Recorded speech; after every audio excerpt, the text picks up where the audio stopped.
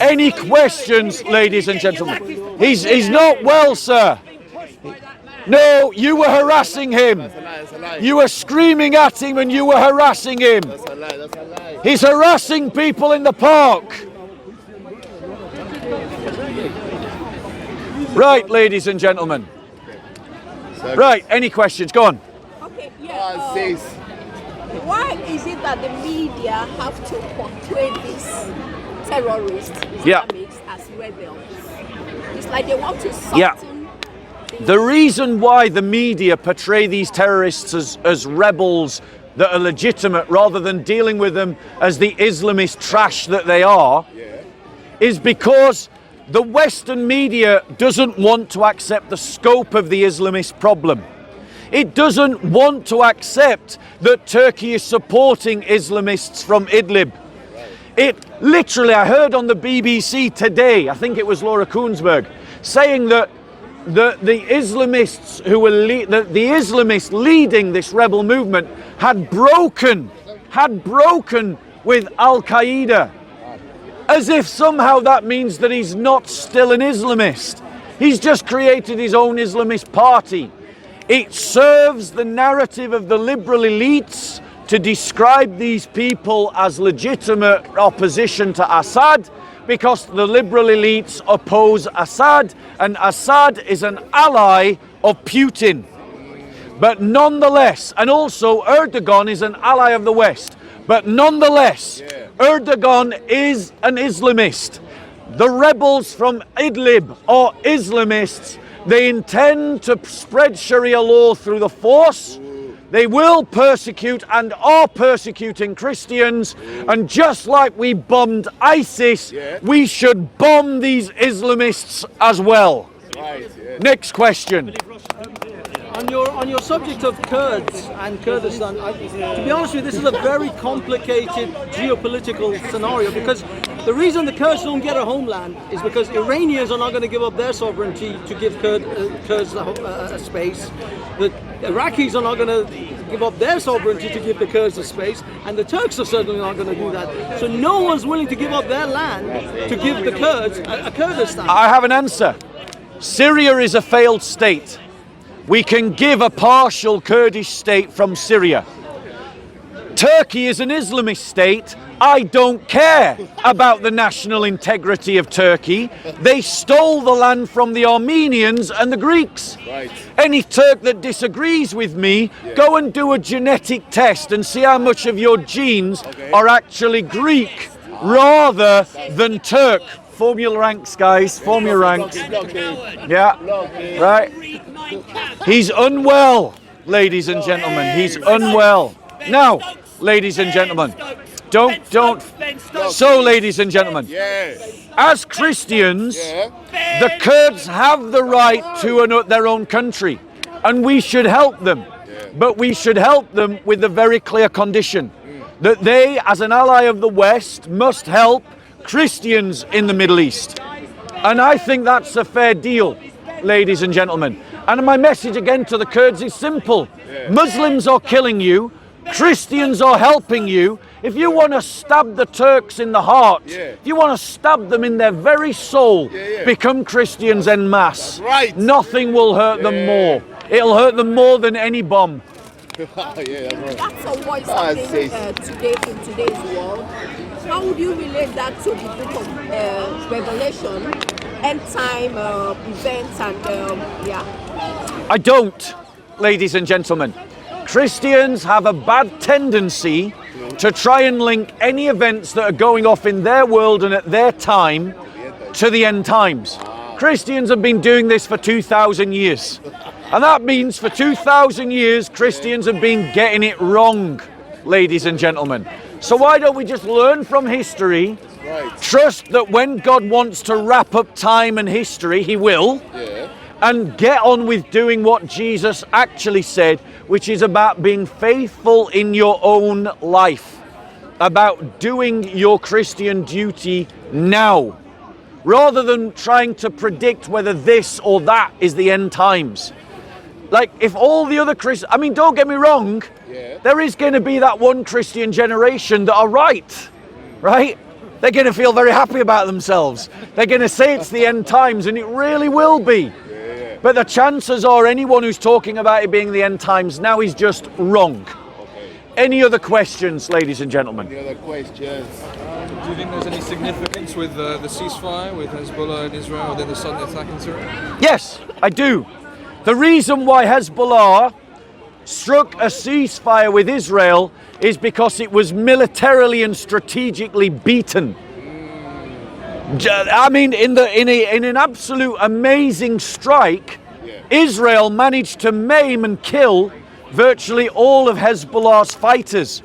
And my message to the Maronite Christians is this: there is no time better now than to try and liberate Lebanon from Hezbollah. Work with Israel. Help to fight.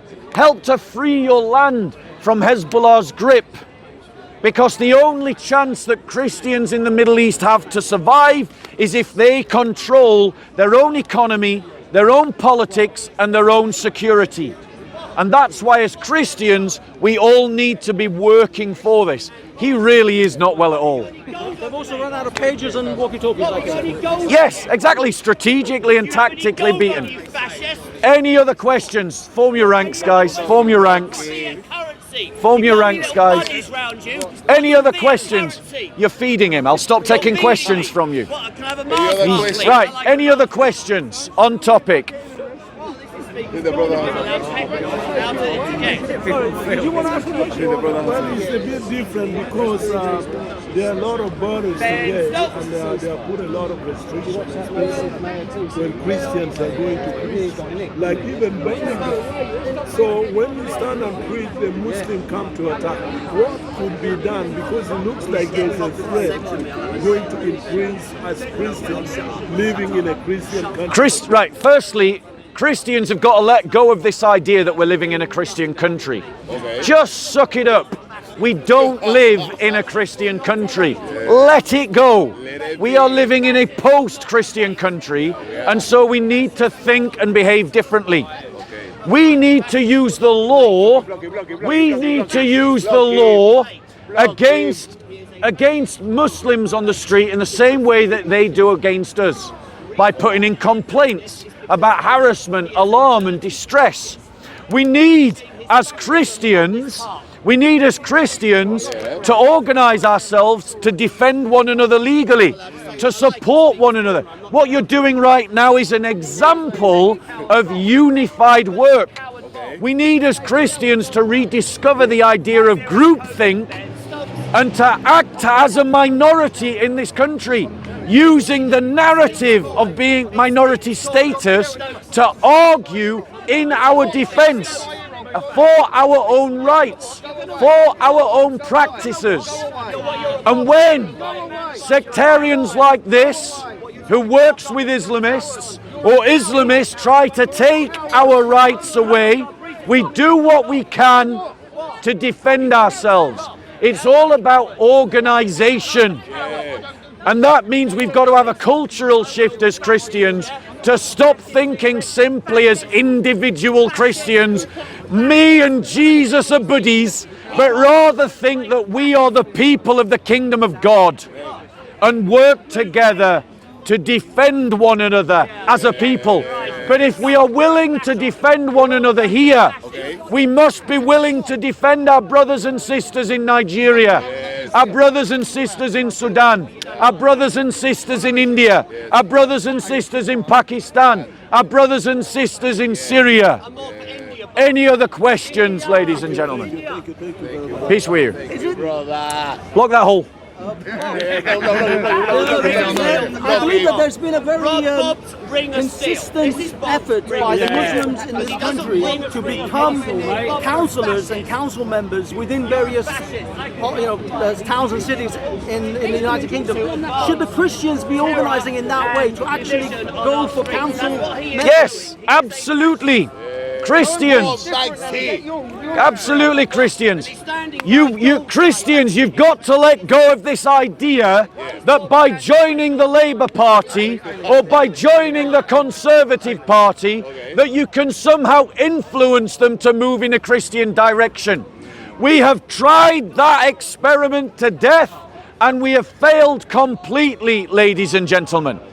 As Christians in this country and across the Western world, we must form Christian political parties and we must give all our energies to those Christian political parties.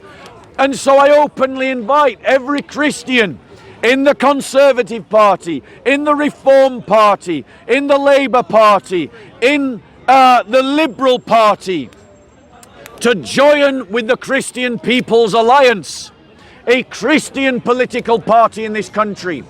Because, ladies and gentlemen, unless we are the majority of the people in such an organisation, we will never be able to influence it well. And this idea that we can has just demonstrably failed. So why keep doing something that doesn't work?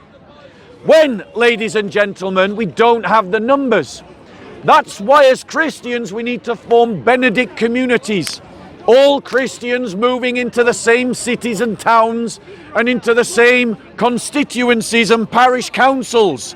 Because only when we are a majority will we be able to elect Christian politicians who will stand up for the Christian community. Just like Labour is discovering today, where, because of the Muslim vote, we now have Islamists in the British Parliament calling for something that looks like Sharia law in the UK, supporting the Islamist agenda in the British Parliament today. Any other questions? Christian Alliance party we talk about, how do they actually go out to give information on how to meet them or how to interact with them? Just type into Google Christian People's Alliance Party. Just type into Google Christian Party, you'll find there's another party in the UK that is Christian. Until we organise ourselves as Christians to stand up for one another, nothing in the UK will change. We must separate ourselves from liberal culture. We must separate ourselves from the liberal elites. We must separate ourselves from the liberal agenda.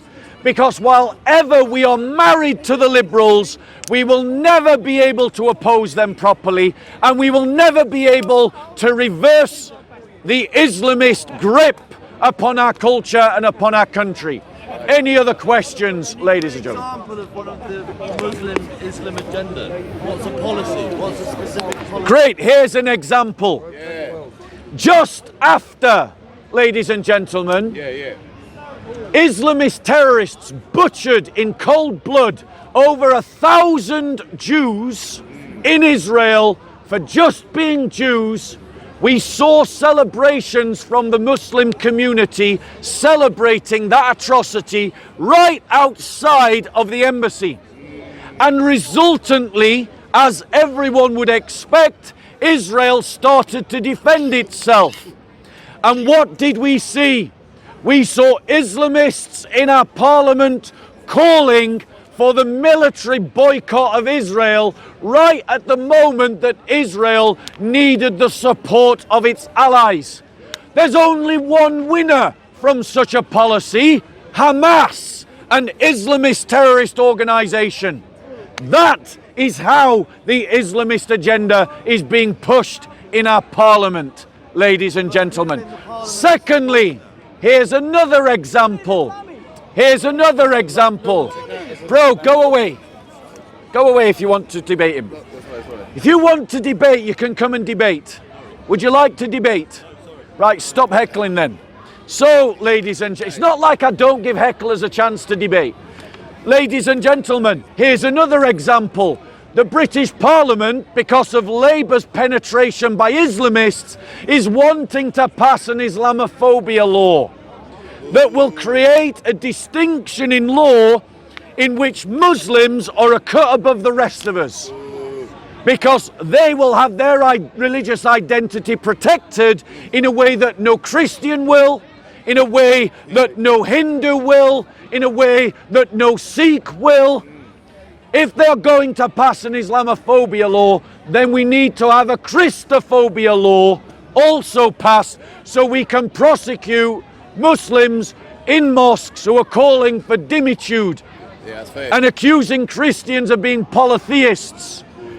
A crime punishable by death under Sharia law. Next question, ladies and gentlemen. On any topic, or I'll go on to another speech. Why don't we have a month for persecuted Christians in this country? Exactly. Why don't we? The Labour Party tried to push Islamophobia, an Islamophobia month for the whole of November. I say as Christians that we make every November Christophobia month. That's right. Every November should be a month that the entire church around the world raises awareness about persecution against Christians and about discrimination against Christians. And when you do that, you're going to see very quickly that Christians are persecuted in every single Muslim majority country in the entire world without a single exception. Right. And let's ask the question, why is that so? Since those countries are not united by ethnicity, economy, politics, or any other factor apart from Islam. Let's make the 20th of November Red Wednesday, a day to remember the persecuted church. Any other questions, ladies and gentlemen? I'll go, yeah? All right. Look after yourself. God bless. Find the right of self-defense Israel, that we know that it's occupied. Yeah. Tell me, please, what's the right should have the occupied? Right. So firstly, ladies and gentlemen, Palestine is not occupied. Palestine has never existed as a country. It is a fiction of history to speak about the fact that there is a Palestinian state. There never was a Palestinian state. The Ottoman Empire preceded the existence of the British Mandate. The British Mandate did not create a Palestinian state, ladies and gentlemen. The Ottoman Empire was overthrown by the British. But, ladies and gentlemen, what right do the Christians of Syria and of Lebanon have to defend themselves against Islamists like Hamas and Hezbollah and the Islamists from Idlib and ISIS who persecute Christians? We as Christians should not allow the Muslims to capture the narrative, to change the topic. We should talk about how Christians are persecuted across the Muslim world. Right. And let me ask you this. Do you support the creation of Christian states across the Islamic world? They are living there. Do you know? That's not the question. Notice he obfuscates. Do you see how he obfuscates? Would you like to debate, sir? Come here. Why do you obfuscate? Answer the question. You cannot answer my question with a question. Before that I answer your question, you should answer my question before. Your question, okay, your question is based on a faulty premise. No, I thought you Your question is based on a faulty premise. Israel is not occupying Gaza. Gaza was an Islamist state run by Hamas that they violently took from the PLO. They killed other Palestinians to rule Gaza, but he never complained when Hamas butchered PLO Palestinians. No, they were silent. Gaza was a self-governing Islamist state. It was not occupied by Israel. Hamas invaded Israel, and now the Palestinians are suffering because of Hamas. So they do not have the cause of self-defense because they are the aggressor. I've answered the question in full. Now he will answer my question. Do you support the creation of Christian states across the Muslim world? Yes or no? No. Before that, Answer the question. Answer the question. This is not Palestinian. This is Answer the question I asked you. Wait a minute. Go on, we're going to wait a minute. Wait a minute. He doesn't like your When Israel come to this war, when? Right. 1,000 years? Wait a minute. Let me finish. No, because if you want 3,000 years, when Yes. Jacob is arrived, okay. Jacob is arrived in 3,000 years. Before Jacob, what was that land? Right. Can you tell me who What's the answer to my question?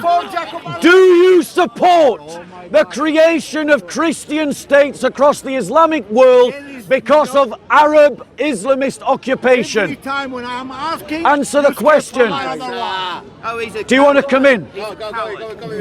Why you don't answer? Why don't you answer? And I'll tell you why he doesn't answer. Why? Because he doesn't support the creation of Christian states across the Islamic world. In other words, he supports the occupation of Christian lands by Muslims. He supports the colonization of Christian lands by Muslims. I will answer you. Go on, answer the question. Stand there, bro. Stand there. Stand there. Go on, answer the question.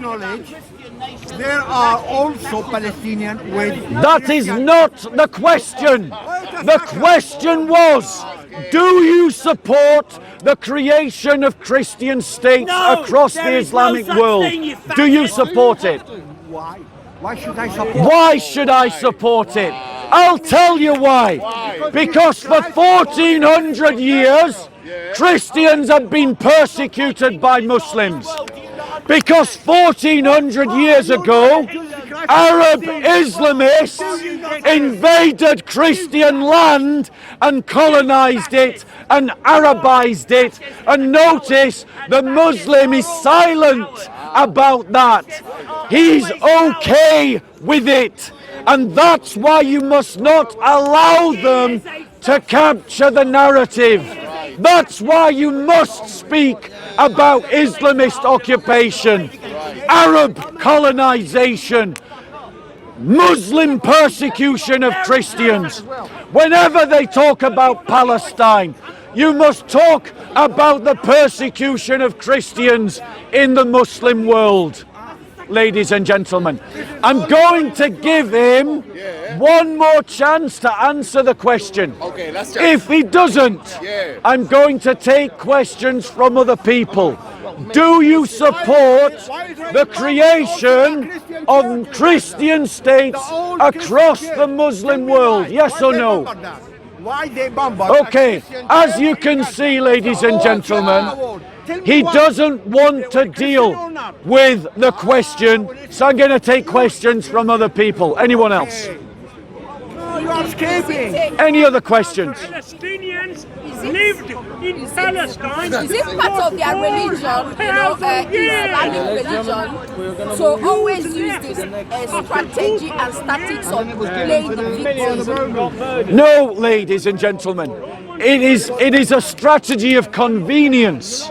Because in our world today, in the liberal world, where we've forgotten the history of 1400 years of Islamic aggression, and we always talk about defending minorities, the convenient thing to do is to portray yourself as the victims. But in medieval Islam, they celebrated the conquest, the occupation, and the oppression of Christian peoples.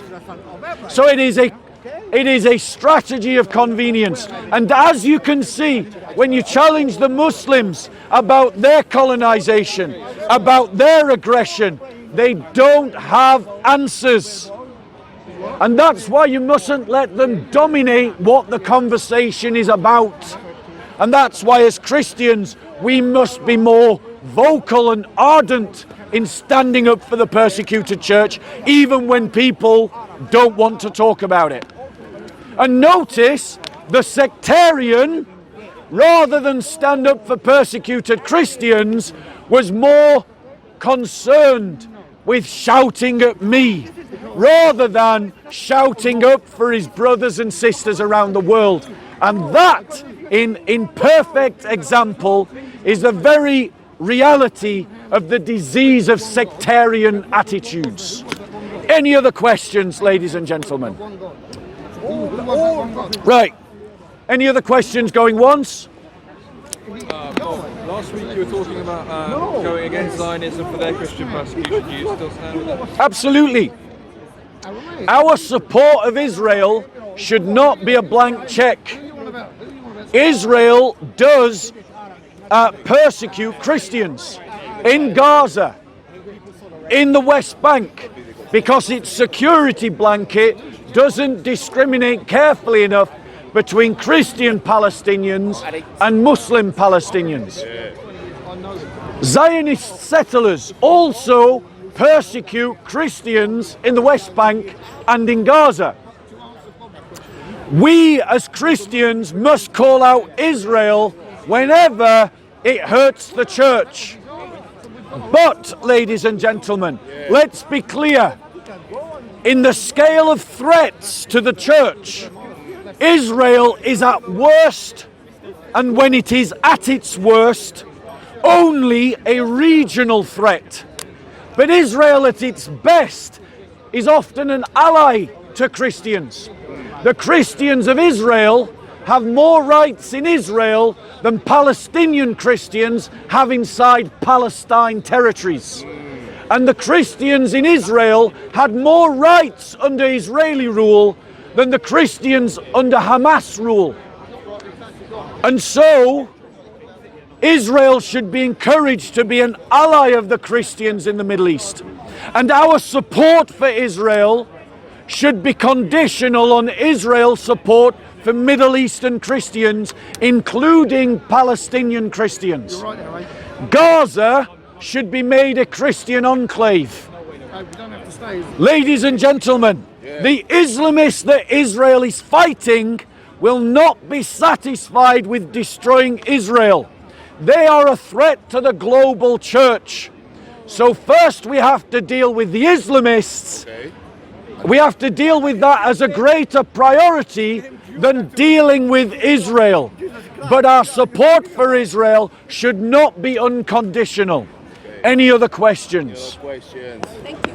God bless. Killing of Jesus Christ, yes or no? Any other questions? But he doesn't answer questions. He doesn't have conversation. Go on. I asked him, would they be willing to give up lands to create a Christian state in that part of the world? He said, no, why should we? There you go. There you go. So why should Israel? Why should Israel? The Muslims conquered Christian lands. The Muslims occupied Christian lands. But the Muslims say, why should they give it up? Well, Israel conquered Palestinian lands. Israel occupies Palestinian lands. Why should they give it up? And I would go for, and that's the hypocrisy of the Muslim narrative. If they do it to you, it's okay. But if someone does it to them, it's a crime. And that's why none of us should have sympathy for the narrative that he expresses. Because what he wants is to do it to you, but not let you do it to him. Any other questions? Well done, thanks. Any other questions? Going once? By the way, guys, anybody who wants to join me for a drink at 5 o'clock, I invite you to join me for a drink, and we'll go for a drink together at 5. So in about 40 minutes. So, can I get that, bro? Right, ladies and gentlemen, I want to go on to another topic.